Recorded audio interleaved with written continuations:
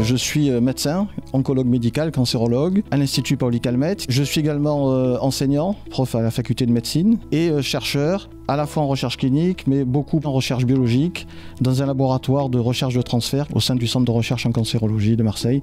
Le laboratoire que je co-dirige à l'Institut Paoli Calmette est le laboratoire d'oncologie prédictive, qui est un laboratoire qui regroupe des chercheurs, mais également des médecins, et puis évidemment des ingénieurs de recherche.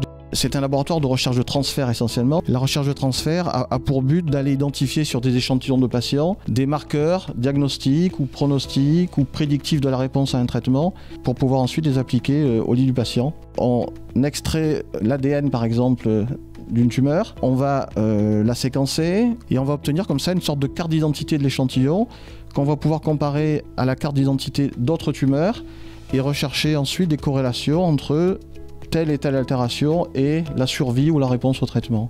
L'obtention du prix Robin Rose, c'est quelque chose qui est assez fabuleux et plusieurs raisons bien entendu. D'abord l'honneur d'être reconnu, d'être récompensé par une association qui s'investit tant dans la recherche contre le cancer du sein et la prise en charge de la maladie.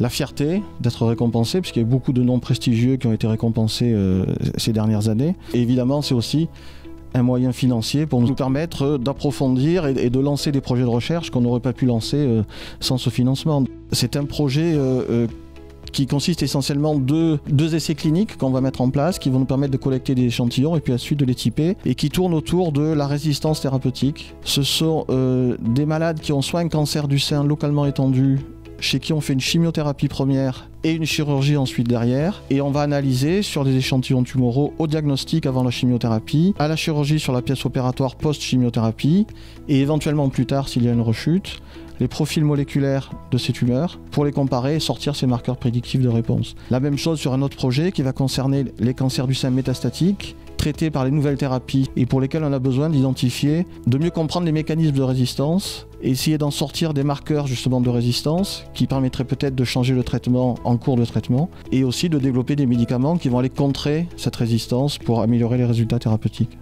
Il y a une chanson qui m'inspire et qui me motive et qui est peut-être liée un petit peu à cette activité, c'est la chanson de Johnny Hallyday que j'adorais, qui s'appelle L'envie. L'envie d'avoir envie, c'est-à-dire, c'est une chanson qu'avait écrite Goldman au moment d'une phase de dépression de Johnny, et qui dit qu'en fait, il faut avoir envie de quelque chose dans la vie, envie de se lever le matin pour bosser.